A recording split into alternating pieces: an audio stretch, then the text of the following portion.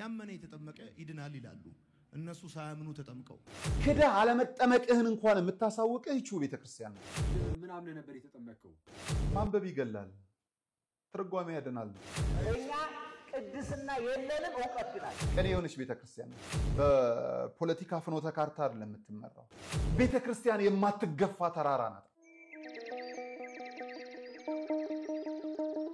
መድኃኔ ዓለም ሞትን ድል አድርጎ በኃይሉ ስለተነሳ በፋሲካው ማግስት ገዳማውያኑን በፍጹም እንዳንረሳ የተዋህዶ ልጆች የእናቶች በአታልቋል ብላችሁ እጃችሁ እንዳይሳሳ ደግሞስ ብታዩት የአባቶቻችሁን ፍዳና በሳ መቼም ምክንያታችን ነው ለበረከት ተጀምሮ ያላለቀው የኔና የናንተን ምጽዋት የሚጠብቀው ገዳማችን ሙታንሳ ስለዚህ ለበረከት ሥራ የምትጣደፉ ሁላችሁ የሙታንሳ ማር ቅዱስ ሚካኤል አንድነት ገዳም አባቶችን አደራ እንዳትረሱ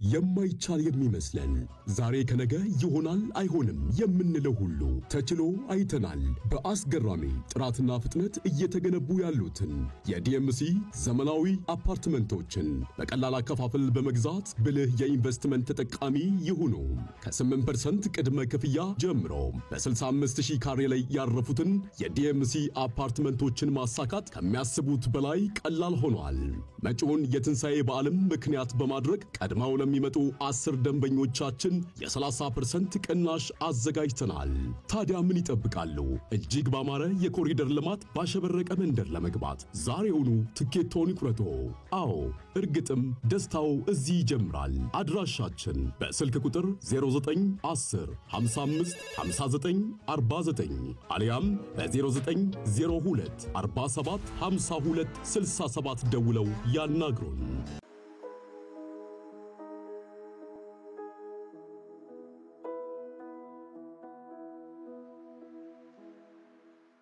ሰላም ጤና ይስጥልን ክቡራን ተመልካቾቻችን እንደምን አላችሁ ይህ ቃለ ቀርን ሚዲያ ነው ከኔ ጋር ቆይታን ስለምታደርጉም ከልብ አመሰግናለሁ መጋቤ ሐዲስ እሸቱ አለማየሁ በጣም ብሶባችኋል በጣም አስገራሚነታቸው ቀጥሏል ከሳቸው ጉዳይ ጋራ ዛሬ ቆይታን እናደርጋለን ማለት ነው አስገራሚ ማስደናቂ የሚሆኑ ሐሳቦች አሉ በዛሬው ቆይታችን መጋቤ ሐዲስ እሸቱ አለማየሁን ከፓስተር ዮናታን ጋራ በደንብ እናገናኛቸዋለን አስፈላጊ ከሆነ ደግሞ አኬን አከል አድርገን እንመለስበታለን ማለት ነው ዛሬ ቆይታ የምናደርገው በእነዚህ ጉዳዮች ላይ ነው ከኛ ጋር ቆይታን ስለምታደርጉ ከልብ አመሰግናለሁ ፓስተር ዮናታን በቅርቡ አንድ አስገራሚ ጥያቄዎችን ጠይቀው ነበር መጋቤ ሐዲስ እሸቱ አለማየሁ ደግሞ ቆየት ብለው ምላሽ ሰጥተዋል እስቲ ፓስተር ዮናታን ምንድን ነበር የጠየቀው እስቲ እንስማው ቀድመን አሁን በጣም ብዙ ሰዎች ኢትዮጵያ ውስጥ ምን ይላሉ ያመነ የተጠመቀ ይድናል ይላሉ እነሱ ሳያምኑ ተጠምቀው ሳያምኑ እኮ ነው የተጠመቁት ያመነ የተጠመቀ ይድናል ይሏል ምን በምንድነው ያመንከው ያመነ የተጠመቀ ይድናል እሺ ምን በለና ያመንከው በጣም በቃ አነጋጋሪ ትልቅ ጥያቄ ጠይቋል በጣም በሚገርም ዮናታን ምን ሆነ አሉ ተረት ነው አሉ ዙሆንና ጢንቸል ቀን ወጣላቸውና ፊልም መግባት ፈለጉ ሲኒማ ሄደዋል ሲኒማ ቤት ገቡና ሲኒማ እስኪጀማመር ድረስ ያለውን ነገር እየቀማመሱ ቆይተው ዙሆን ከፊት ተቀምጧል እንዳጋጣሚ ጢንቸል ደግሞ ከኋላ ተቀምጣለች ማለት ነው ሲኒማው እየታየ ያው ዙሆን ትልቅ ስለነበር ጢንቸል ነካ ታደርገዋለች ዙሆኑን ማለት ነው ፊልም እያዩ አስባችሁታል አይደል በጣም የሚገርም ፊልም ነው አሉ ፊልሙ በጣም የሚያስጥ ፊልም ነው ብቻ ግን ዞር ብሎ ዙሆን ጢንቸልን ምን ሆንሽ ይላታል አይ ከለልከኝ አረ በቃ እንደዛ ከሆነ ነይ ከፊት ብሎ ጢንቸልን ከፊት ያደርግና ዙሆን ከኋላ ይቀመጣል ማለት ነው ፊልሙ ቀጠለ ማየታቸውንም ቀጠሉ ጢንቸል ከነከናት ማለት ከልየው እንዴት ነው የሚያየው ምናምን በጣም ጨነቃትና ዞር ብላ ከለልኩ እንደ ያለችው ፓስተር ዮናታን ልክ እንደዚህ ለንግርትም ለመቀበልም የሚከብድ ፈጽሞ የማይመጥን ጥያቄ ነው ያቀረበው። ኢትዮጵያ ውስጥ ያመነ የተጠመቀ ይድናል። ኦርቶዶክስ ናት የምትለው አምና ተጠምቃ ድናም ማለት ነው። ኢትዮጵያ ውስጥ መባልም አይጠበቅም። ይህቺ ቤተክርስቲያን አምነ መጠመቅህን እኮ አይደለም ክደህ አለመጠመቅህን እንኳን የምታሳውቅህ ይቺው ቤተክርስቲያን ናት። እና በጣም ትልቅ ጥያቄ ጠይቋል። ማንን አምነው? ክርስቶስን ነው ሌላ ማንን እናምናለን? እንደነገርኩ ነው እኛ ቤት የሚሰበከው ክርስቶስ አዳኝነቱ ነው፣ ይቅር ባይነቱ ነው። ዓለምን ከፈጠረው ጊዜ በላይ ዓለምን ለማጥፋት የወሰደበት ትህትናው የሚገለጥበት ነው። አንተ አዳራሽ ልክ እንዳለው የሚሰብር ክርስቶስን አይደለም። የሆነ ነገር ተመታ፣ የሆነ ነገር ተሰበረ፣ በቃ ሁሌ ሲሰብር የሚውል ክርስቶስን አይደለም። በምህረቱ እልፎን የማረከውን ክርስቶስ የምትሰብክ ስለ ሰው ልጆች ሲል ሰው ነኝ ብለህ ካሰብክ ስለኔና ስላንተ በመስቀል ላይ ስለሞተው ስጋውን እንኩ ደሙን እንኩ ብሎ ስለሰጠ ክርስቶስ ነው የምትሰብከው። በጣም በሚያስገርም መልኩ ለእንደዚህ አይነት ሰዎች መጋቤ ሐዲስ አንድ ምላሽ ሰጥተው ነበርና የመጋቤ ሐዲስን እስቲ ምላሽ እንስማ። በጣም ባጭሩ ብዙ ትንታኔ ስለማያስፈልገው የክረምት ግንባታ ያው ብዙ ውሃ ያስፈልገው ማለት ተፈጥሮ ራሱ ይሰጣል። ለእንደነዚህ አይነት ሰነፍ ሰዎች ብዙ ምላሽ ማስጠት አይጋ መጋቤ ሐዲስ ይሄን ምላሽ ሰጡ። ስሙልኝ። እኔ መጀመሪያ ፕሮቴስታንቶች መመክራችሁ ምክር ስለ ኢትዮጵያ ኦርቶዶክስ ተዋሕዶ ቤተክርስቲያን ስለ እስልምና ለማወቅ ስትፈልጉ በ40 ቀኑና በ80 ቀኑ ተጠምቆ በ80 ዓመቱ ሬሳውን ከምንረከበው ሰው አትጠይቁ።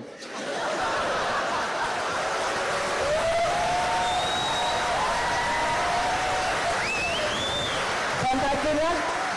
የፕሮቴስታንት እምነት ተከታይ ሰምታችሁኛል? ከማን ከኛ ጠይቁ። እኛ ቅድስና የለንም፣ ዕውቀት ግን አለ። አፋችንን ሞልተን መመስከር እንችላለን። ኦርቶዶክሳውያን ወንድሞቻችንም ስለ ፕሮቴስታንቶች ለመረዳት በሳምንት አንድ ቀን እሁድ ለ30 ደቂቃ ደርሶ ኢየሱስ ጌታ ነው ብሎ ከመጣ ሰው አትጠይቁ። እንደነ ፓስተር ዮናታን ካሉ ጠይቁና ጭስቱን አግኙ። ፓስተር ነገሩ ቅኔ ነው። እነ ፓስተር ዮናታንን ጠይቁና የኛ አባቶች እኮ ይገርሙኛል በእውነት እግዚአብሔር በሚያውቀው ማለት አላዋቂውን አዋቂ አድርገው ያመጡታል። በአዋቂዎች ፊት አለማወቁን እንዲያውቅ ማለት እንጂ አታውቅም አይባልም። ሰው ሰምታችኋል አይደል? ስለ ኦርቶዶክስ መጠየቅ ከፈለጋችሁ በ40 ቀኑ ተጠምቆ በ80 ወደኛ የሚመጣውን አትጠይቁ፣ እኛን ጠይቁ። ቅድስና የለንም ግን ዕውቀት አለን። እነ ፓስተር ዮናታን ግን እኔ ስለመቀባቴ ማንንም መጠየቅ አይጠበቅም፣ በቃ እኔ ነግሮኛል።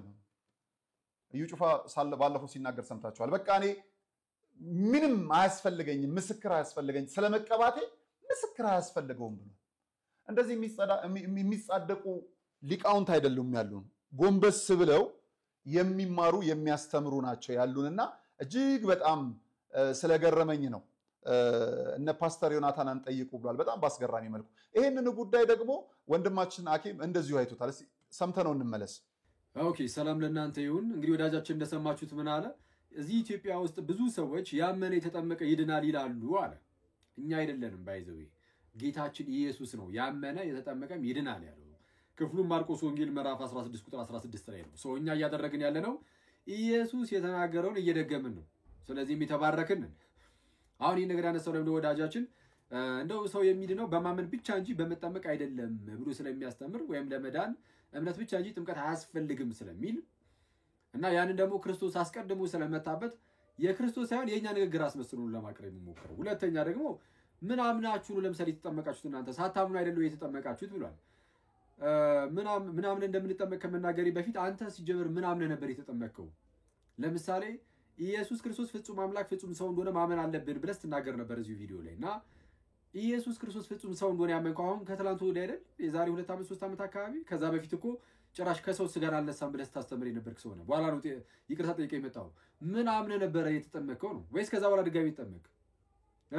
በእውነተኛው እምነት ላይ ያልተመሰረተ ጥምቀት ስለነበር ያደረከው ድጋሚ ያጠመቁ ወይስ ዝም ብለህ እንደዚሁ ቀጠልክ? ባይሆን አንተን እንጠይቃለን። የክርስቶስን ፍጹም ሰውነት ስለካድክ ማለት ነው። ፍጹም ሰውነቱ ከሰው ስጋር መካፈሉን የሚጨምር ስለሆነ ባይሆን ግን ምን ብለን አምነን ነው የምንጠመቀው? እኛ ጋር ለምሳሌ አንተ ወደ ጌታ ቤተክርስቲያን መምጣት ብትፈልግ ወዳጄ ምን ታምናለህ? ኢየሱስ ክርስቶስ ስለ ኃጢአቴ ሞቶ ተነስቷል የምትለዋን ብቻ አይደለም። መሰረታዊ የሆነውን የክርስትና ትምህርትን ሁሉ ግዴታ ማመን አለብህ፣ መቀበል አለብህ። በአጭሩ ጸሎት ሃይማኖትን ይሄ ሁሉን የፈጠረ አንድ አምላክ በሚሆን በእግዚአብሔር አብ እናምናለን ብለን ምንድነው በሚመጣው ሕይወት ብለን እስከምንጨርሰው ድረስ ያለችዋል ማለት ነው። እሱን ወይም አምስቱ አዕማደ ምስጢራትን በምስጢረ ሥላሴ፣ ሥጋዌ፣ ድህነት ላይ ጥምቀትና ቅዱስ ቁርባኑን ከዛ በኋላ ደግሞ ዳግም እንደምንነሳ ወይም ደግሞ በትንሣኤ ሙታን ማለት ነው። ይህን ማመን አለብህ። ይህን ስታምን እናጠምቃለን። ስለ ህፃናት እያወራህ ከሆነ ግን ህፃናት የክርስቲያን ልጆች ከሆኑ አዎ ይጠመቃሉ። ልክ እንዴት መሰለህ? በአይሁዳውያን ዘንድ አንድ ሰው ነው ነፍሱ በዛ በጌታ ህብረት ውስጥ መጨመር ከፈለገች መገረዝ አለበት አይደል? ትልቅ ሰው ቢመጣ በእግዚአብሔር ማመን አለበት፣ ከዛም መገረዝ አለበት። ህፃናት ከሆኑ ግን የአይሁዳውያን ልጅ ከሆኑ እንዲሁ ተገርዘው አድርገው በዛው በእምነት ያድጋሉ። አሁን በአዲስ ኪዳንም ግዝረት በጥምቀት ተተክቷልና ተጠምቀን ጀምረን በዛው በእምነት እያደግን እንሄዳለን። እንደዛ ነው። ቆየን ነገሩ ይሄው ነው። ከዚህ ባለፈ ደግሞ ጠለቅ ብለህ ማወቅ ያመነ የተጠመቀ ይድናል የሚለውን ለማወቅ በነገራችን ላይ ቤተክርስቲያናችን ላይ አንድ ነገር ይባላል። ማንበብ ይገላል፣ ትርጓሜ ያድናል ነው። ንባቡን ብቻ ነው ያዙት፣ ትርጓሜው የለም። ምንም ጭሎ ተቀምጠው የተማሩበት መምህር የላቸው። የሀብት መነሻ ፍላጎት አድጋለሁ በለጽጋለሁ የምትል ጭላንጭል እውቀት ብቻ በሽምደዳ ከዛ በመደዳ ሰውን አገኙት ማለት ነው። ምን አደረጉት? በአጨዳ መቱት ማለት ነው። ይሄንን ህዝብ በሽምደዳ መቱ፣ በመደዳ ህዝቡን አገኙ። ከዛ ይሄን ህዝብ አጨዱት፣ ከበሩ፣ አለቀ። ክርስቶስን ወደ መካድ ወደዚህ ዘንበል ብሎ ወደዚህ ገልበጥ ብሎ ወደፊት ተራምዶ ወደ ኋላ ተመልሶ አንዳንዴም ወደ ላይ አማትሮ ማየት የለም። አፍ እንዳመጣ ማውራት እዛ ለተሰበሰበው አዳራሽ ውስጥ እንዴት ከዛ ውስጥ አንዱ ነገረ ክርስቶስን የሚያውቅ አይመልስም? ተውት፣ ነገረ ማርያም ተውት። በጣም የሚያሳዝን የሚያስገርም። ለማንኛውም ለኢትዮጵያ ኦርቶዶክስ ተዋሕዶ ቤተክርስቲያን ማወቅ የፈለገ ሰው ይህንን ይረዳ። መጋቤ ሐዲስ እንዲህ ይላሉ፣ እንስማቸው። ኦርቶዶክሳዊ ተዋሕዶ ሃይማኖትን ለመረዳት የፈለገ ሰው መጀመሪያ 3 ነገሮች ማጤን አለበት። አንደኛ ዶግማ የምንለው ወይም ደግሞ ነገረ ሃይማኖት የምንለው ኦርቶዶክሳዊ ተዋሕዶ ቤተክርስቲያን ነገረ ሃይማኖቷ ዶግማዋ ምንድነው ብሎ መጠየቅ አለበት። እኔ በዚህ በኩል አፋችንም ሞልተን ቃላችን አጉልተን አንገታችን ቀና አድርገን የምንናገረው ከብሉይ የተቀዳ በሐዲስ በኩል የፈሰሰ ከክርስቶስ የፈለቀ በሐዋርያት በኩል ሊቃውንት የጠጡት ሊቃውንት ለኛ ያጠጡን ያልተበረዘ ያልተከለሰ በውሃ ልኩና በመሰረቱ ላይ የቆመ ጣራና ግድግዳው ጉልላቱ የተወሰነ ያልተናወጠ ያልተደባለቀ ሰማያዊ ዘላለማዊ ሃይማኖት እንዳለን አፌን ሙሉቼ መመስከር እችላለሁ። ዶግማው ማለት ነው። ዶግማ የምንላቸው በዋናነት 5 አዕማደ ምስጢር ናቸው። ቁልፎቹ በዋናነት ምስጢረ ሥላሴ፣ ምስጢረ ሥጋዌ፣ ምስጢረ ጥምቀት፣ ምስጢረ ቁርባን፣ ምስጢረ ትንሣኤ ሙታን። እነዚህ 5ቱን ጥንቅቅ አድርጎ ማወቅ አለበት አንድ ሰው። ይሄንን ሲያውቅ ግን በኦርቶዶክሳዊ ተዋሕዶ ቤተክርስቲያን አስተሳሰብ ማዕቀፍ ውስጥ መሆን አለበት። ቤተክርስቲያን ውስጥ ስለ ክርስቶስ የምትለውን እንጂ ማወቅ ያለበት እሱ ስለ ክርስቶስ የሚያስበውን አይደለም። እኔ ወይም እሸቱ ስለ ክርስቶስ የሚለውን አይደለም። ቤተክርስቲያኑ በዚህ ጉዳይ ምን ነው የምታስተምረው? በዚህ ጉዳይ ቅድም እንዳልኩህ ባለቤቱ ያስተማረው፣ ሐዋርያት ያስተማሩት፣ ሊቃውንት ያስተማሩት ተጽፎ የተቀመጠ የማይጨምር የማይቀነስ የማይጠብ የማይሰፋ በሲኖዶስ የማይወሰንበት በፓትርያርክ መመሪያ የማይሰጥበት የነበረ ያለና የሚኖር ሰማያዊ ክርስቶሳዊ ሃይማኖት አለ። ይሄ ዶግማው አንደኛው። በሁለተኛ ደረጃ ቀኖና የምንለው አለ። ቀኖና ማለት ስርዓት ማለት ነው። ይሄ የዶግማው ማስፈጸሚያ መንገድ ማለት ነው። ለምሳሌ ያመነ የተጠመቀ ይድናል፣ ሥጋዬን የበላ ደሜን የጠጣ የዘላለም ሕይወት አለው። ይሄ በማርቆስ 16:16 በዮሐንስ ወንጌል ምዕራፍ 6:35 ላይ የተቀመጡ ሁለት አንኳር የነገረ ድህነት ምሰሶች ናቸው። አማናዊ ጥምቀትና ስጋው ደሙ መቀበል ማለት ነው። ይሄ ኢየሱስ ክርስቶስ ተጠመቁ ከውሃና ከመንፈስ ያልተወለደ ወደ እግዚአብሔር መንግስት አይገባም ብሎ ስለነገረን ሰዎች መጠመቅ አለባቸው። ስለዚህ ተጠመቁ ብሎ አዘዘ እንጂ ክርስቶስ የት እንጠመቅ? ማን ያጥምቀን? መቼ እንጠመቅ? ከመጠመቃችን በፊት በምንጠመቅበት ጊዜ ከተጠመቅን በኋላ ምን እናሟላ የሚለውን ዝርዝር ጉዳይ መጽሐፍ ቅዱስ አልተናገረም። ይሄ በጣም እንዲጤነን የምንፈልገው ነጥብ ነው። በተለይ ኦርቶዶክሳውያን የተዋህዶ ልጆች እንድታጤኑን እንፈልጋለን።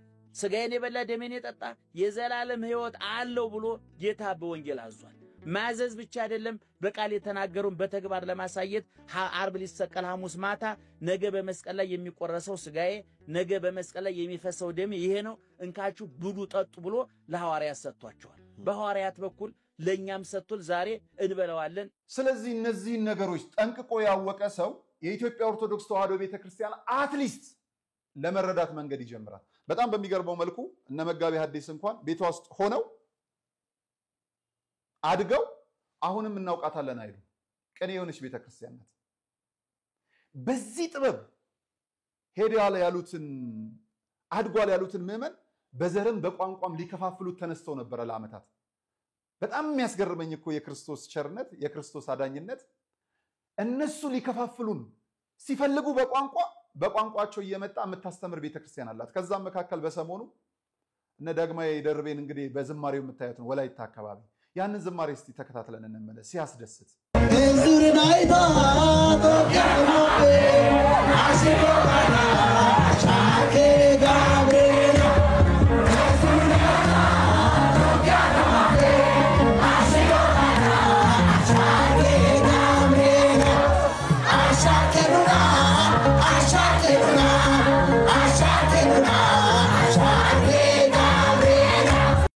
ይሄንን ዝማሬ ሳይ ሁለት ዝማሬዎች ትዝ አሉኝ። ገና እንዘምራለን ገና በመላእክቱ በጣም የሚያስገርም። ከዛ የሉም ሞተዋል ሲሉ በስተን ጠፍተዋል ሲሉ በስተን ነው ዝማሬውን በደንብ ላለው ይችላል።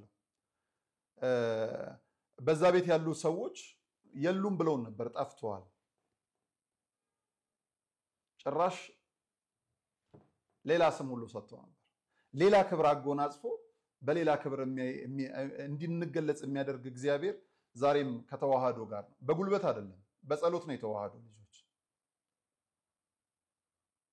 በፖለቲካ ፍኖተ ካርታ አይደለም የምትመራው።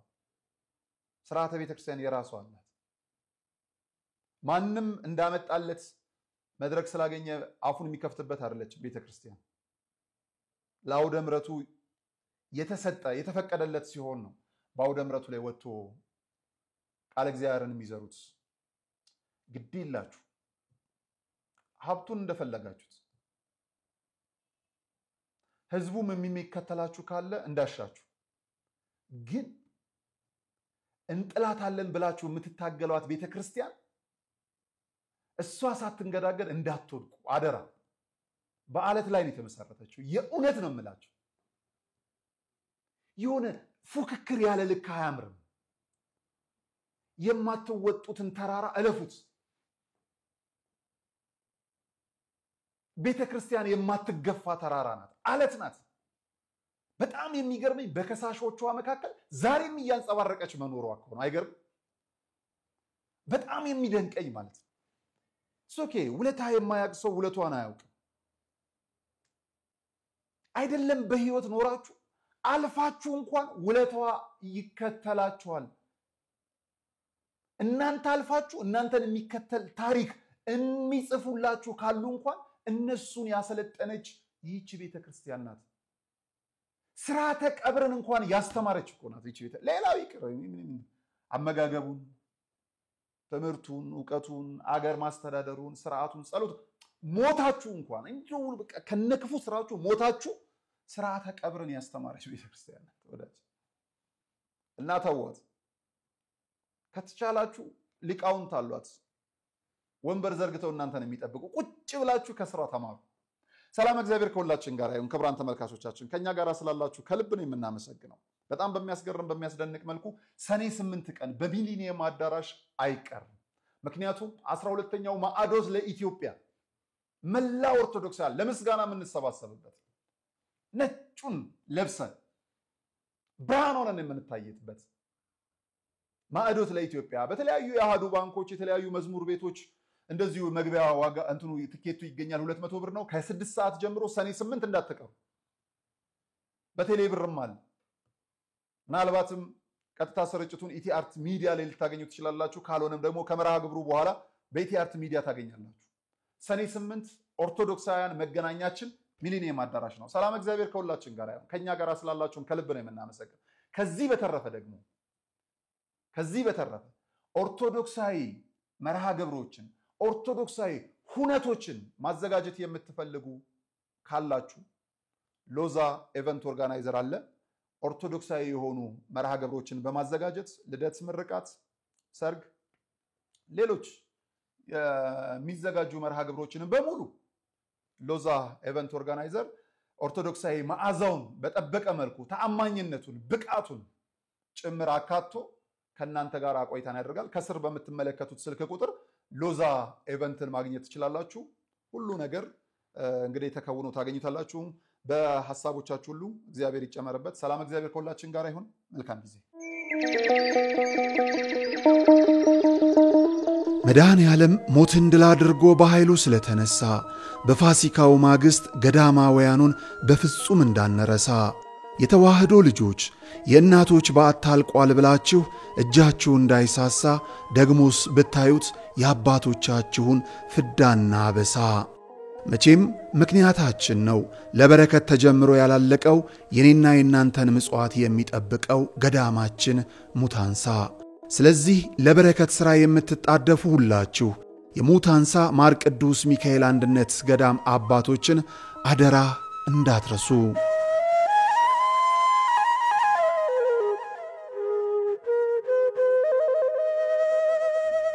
የማይቻል የሚመስለን ዛሬ ከነገ ይሆናል አይሆንም የምንለው ሁሉ ተችሎ አይተናል። በአስገራሚ ጥራትና ፍጥነት እየተገነቡ ያሉትን የዲኤምሲ ዘመናዊ አፓርትመንቶችን በቀላል አከፋፈል በመግዛት ብልህ የኢንቨስትመንት ተጠቃሚ ይሁኑ።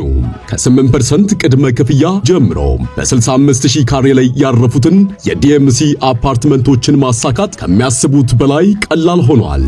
መጪውን የትንሣኤ በዓልም ምክንያት በማድረግ ቀድመው ለሚመጡ 10 ደንበኞቻችን የ30% ቅናሽ አዘጋጅተናል። ታዲያ ምን ይጠብቃሉ? እጅግ ባማረ የኮሪደር ልማት ባሸበረቀ መንደር ለመግባት ዛሬውኑ ትኬቶን ይቁረጡ። አዎ እርግጥም ደስታው እዚህ ይጀምራል። አድራሻችን በስልክ ቁጥር 0910 55 59 49 አሊያም በ0902 47 52 67 ደውለው ያናግሩን።